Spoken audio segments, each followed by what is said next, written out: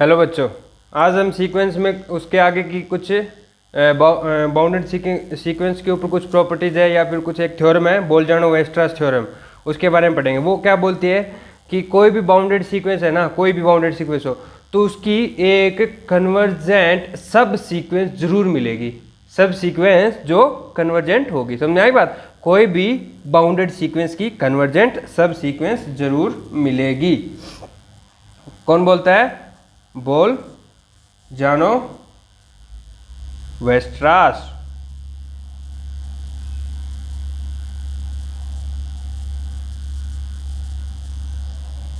बोल्जानो-वेस्ट्रास theorem. Every bounded sequence has a convergent subsequence. Every bounded sequence has a convergent subsequence। आई बात सुनने? तो कोई भी बाउंडेड सीक्वेंस दे रखी है अपने को, ठीक है, इन दो नंबर के बीच में कोई बाउंडेड सीक्वेंस है जिसके इनफाइनाइट नंबर्स इसके अंदर आ रहे हैं, तो ये सीक्वेंस की एक सब सीक्वेंस जरूर मिलेगी जो बाउंडेड कन्वर्जेंट होगी। ठीक है, ये खुद जरूरी नहीं है कन्वर्जेंट है या नहीं है, हमें कोई मतलब नहीं है, लेकिन इसकी एक सब सीक्वेंस ढूंढ सकते हैं हम जो कन्वर्जेंट होगी। तो अब देखो हम क्या इसका प्रूफ देखते हैं। Let xn be a bounded sequence। तो ये कोई सीक्वेंस है तो हम मान रहे हैं कि ये कोई दो a और b नंबर है, उनके बीच में बाउंड हो रही है, पूरी की पूरी लाई कर रही है उन दोनों नंबर के बीच में। देन सपोज दैट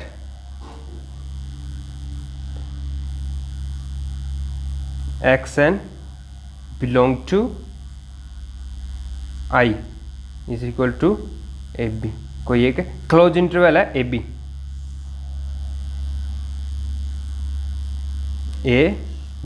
तो ये पूरी की पूरी सीक्वेंस है ना इसी के अंदर है। आगे बात सुनने? ठीक है, अब देखो हम कुछ कंस्ट्रक्ट करेंगे, कुछ बनाएंगे, इंटरवल बनाएंगे, तोड़ेंगे इसको, ब्रेक करेंगे, और फिर उसके बाद कुछ थ्योरम्स हैं उनका अप्लाई करके हम कुछ रिजल्ट निकालेंगे। तो देखो अब इसको हम टू पार्ट में तोड़ रहे हैं, हाफ हाफ में, ये वाला तोड़ दिया, ठीक है, आधा इतना आधा इतना, इसको कितना 1/2 लेंथ में आधा आधा तोड़ दिया, ठीक है। इसको हम मान रहे हैं कि I1 डैश और ये I2 डैश मान लिया। आगे बात सुनिए, अब देखना है कि ऐसा कौन सा N1 मिल रहा है, कोई एक N1 मिलेगा कि इसके बाद की सारी टर्म है वो या तो इसमें आ रही है या इसमें आ रही है। मतलब सीक्वेंस में क्या है, इनफाइनाइट नंबर है, सारे के सारे इसके इन दोनों के बीच में है, तो हम एक ऐसा नंबर ढूंढ लेंगे N1 नेचुरल नंबर कि इसके बाद की जितने भी उन N है उनके रिस्पेक्ट में XN है वो या तो आ रहे हैं I1 डैश में और I2 डैश में। समझ में आ गई बात?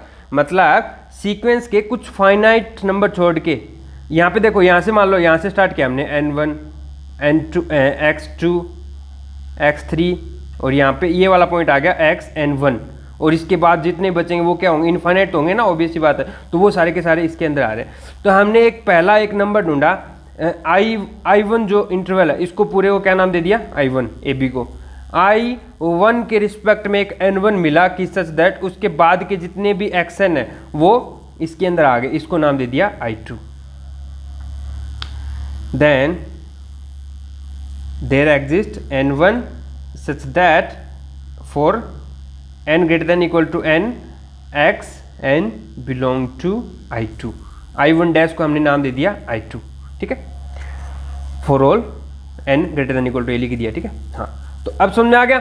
पहले I1 लिखा जिसके अंदर सारी की सारी सीक्वेंस ही थी, फिर हमने एक I1 ढूंढ लिया, N1 ढूंढ लिया कि या फिर I2 इसका हाफ जो इंटरवल है इसके रिस्पेक्ट में एक N1 मिल गया कि N1 से बड़े जितने भी N है उनके रिस्पेक्ट में जो XN बच गए वो इसके अंदर, इस वाले के अंदर आ रहे हैं। आगे बात सुनने, अब देखो फिर इसको हमने दो पार्ट में डिवाइड कर दिया, तो इसको I1 डबल डैश दे दिया, इसको नाम दे दिया I2 डबल डैश, और इसमें भी क्या होगा, ये जो सीक्वेंस आ रही है ना, इसमें कुछ n2 मिलेगा, मतलब ये तो क्या है n1 से बड़ों के लिए, तो एक n1 से भी बड़ा मतलब n2 मिलेगा। देन देयर एग्जिस्ट n2 जो n1 से भी बड़ा है, कि सच दैट क्या होगा कि इस n2 से जितने बड़े हैं, यानी कि या तो इसमें इनफाइनाइट नंबर टर्म आएंगे या फिर इसमें इनफाइनाइट नंबर ऑफ टर्म मतलब सीक्वेंस के आएंगे। समझ आ गई बात? तो क्या होगा कि n2 से बड़े xn जो है वो xn बिलोंग टू i3 नाम दे दिया, इनमें जिनमें भी जाएगी ना, या तो इसमें जाएगी या फिर इसमें जाएगी, तो इसको i3 नाम दे दिया। हाँ देखो इनफाइनाइट नंबर है ना, वो इसमें भी हो सकते हैं, इसमें भी हो सकते हैं, और दोनों में भी हो सकते हैं, ये भी है। दोनों में होंगी ना तो भी हमें एक ही चूज करना है, क्योंकि हमें एक सब सीक्वेंस ढूंढनी है जो अपने किसी पॉइंट पे कन्वर्ज कर रही है। अगर इसमें भी और इसमें दोनों में इनफाइनाइट नंबर आ रहे हैं ना, तो वो जो सीक्वेंस है ना उसके 2 पॉइंट मिल रहे हैं, जो यहाँ पर भी कन्वर्ज कर रही है और यहाँ पर भी कन्वर्ज कर रही है। तो हमें सिर्फ एक से मतलब हमें एक सीक्वेंस ढूंढनी है। Every bounded sequence has a convergent सब सीक्वेंस, ठीक है, कोई एक ढूंढनी है, तो हमें एक इनमें से उठा लेंगे जिसको i3 नाम देंगे, जिसमें मतलब इनफाइनाइट नंबर आ रहे हो सीक्वेंस के, ठीक है। ऐसे ही चलते जाएंगे और एक हमें सीक्वेंस मिलती जा रही है, तो n2 n के ऐसे चलती जाएगी, ठीक है। तो हम देखो हर एक n1 के रिस्पेक्ट में सीक्वेंस की टर्म उठा रहे हैं। पहली उठा रहे हैं xn1, दूसरी xn2, तीसरी xn3, xn4। ये बिलोंग कर रही है किसमें, 1 में या फिर ये 2 में जा रही थी, ठीक। xn2 है वो, ये वाली n1 के रिस्पेक्ट में i2, ठीक है, फॉर ऑल या फिर ग्रेटर देन इक्वल टू ले लो, ठीक है। तो ये xn2, और नोटेशन देना हो तो इसको 1 2 3 4 ऐसे नाम, नोटेशन चेंज करना कोई मतलब नहीं है। 2 में ये क्या हो रही है i3, ये हो रही है i4, तो xn के जो सीक्वेंस है वो जा रही है ik में। आगे बात समझे। अब देखो हम जो इंटरवल ब्रेक कर रहे हैं, ए बी जो इंटरवल, तो इसको 2 2 2 2 2 2 छोटे करते जा रहे हैं, ठीक है, हाफ हाफ हाफ हाफ, उसका हाफ, उसका हाफ, उसका हाफ। तो देखो इसकी लेंथ क्या है, लेंथ ऑफ आई के इज इक्वल टू क्या होगी, b माइनस ए बाई 2 की पावर k। आगे सुनने, क्योंकि i1 की थी 1/2, हाँ ठीक है, ये वाली होगी, समझ में आ गई इसकी लेंथ। और देखो जब k टेंस टू इन्फिनिटी होगा, k टेंस टू इन्फिनिटी होगा, तो अपने in इंटरवल की लेंथ कहाँ जा रही है, 0 पे, या फिर limit k tends to infinity, जो ik की जो लेंथ है l of ik is equal to 0, 0 पे।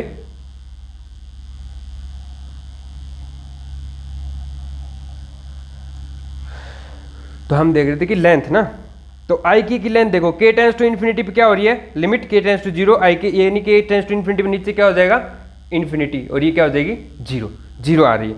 तो एक नेस्टेड थ्योरम है जो मैंने आपको एक वीडियो बनाया है, उसमें मैंने उसको समझाया है, जो BSc पार्ट 3 का है, तो मैं उसको डिस्क्रिप्शन में डाल दूंगा, तो आपको नेस्टेड थ्योरम उसके बारे में आप उसमें देख लेना, ठीक है, नेस्टेड थ्योरम।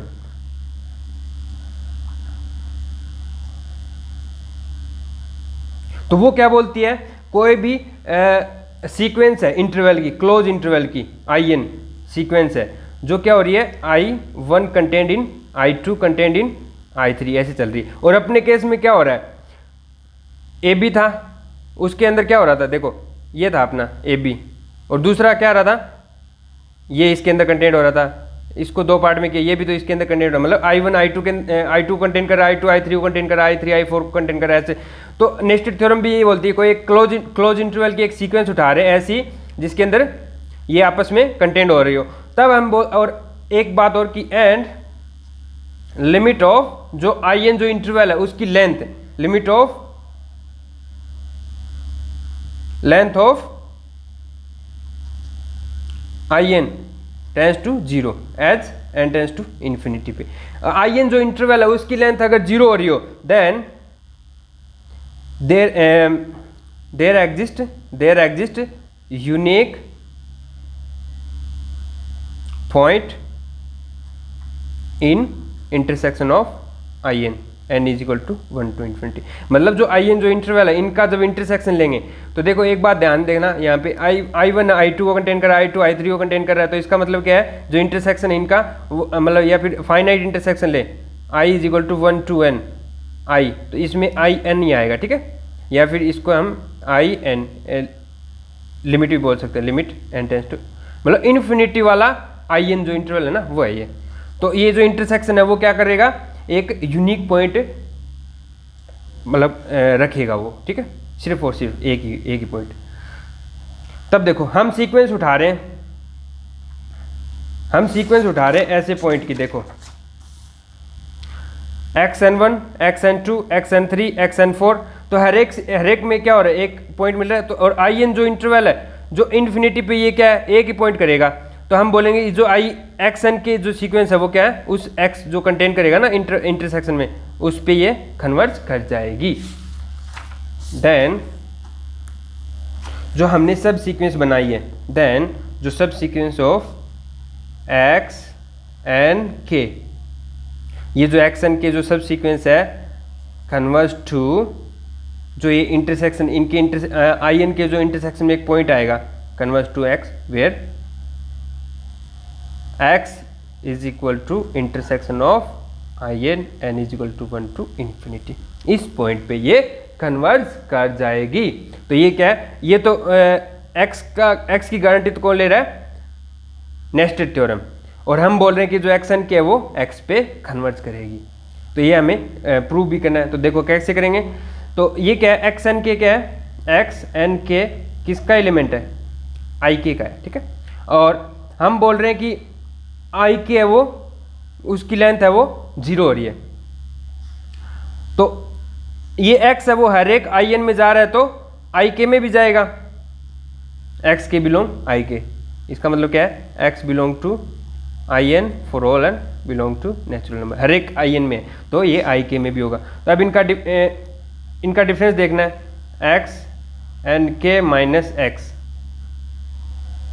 ये कहाँ जाएगा। तो देखो इनका जो डिफरेंस है वो आई के जो लेंथ होगी, आई के की लेंथ होगी उससे हमेशा छोटा ही होगा। हम आई के को डिनोट भी कर सकते हैं, आई के इज इक्वल टू ए के और बी के, तो ये क्या होगा, मॉड ऑफ बी के माइनस ए के, ठीक है। और हमारी नेस्टेड थ्योरम या फिर हमारी जो सीक्वेंस हमने जिस तरह से बनाई है तो वो क्या थी, ये थी b माइनस ए बाई 2 की पावर k। तो as k tends to infinity पे हमें क्या देखना है, इसकी लिमिट देखनी है, limit k tends to infinity पे इनका डिफरेंस देखना क्या होगा।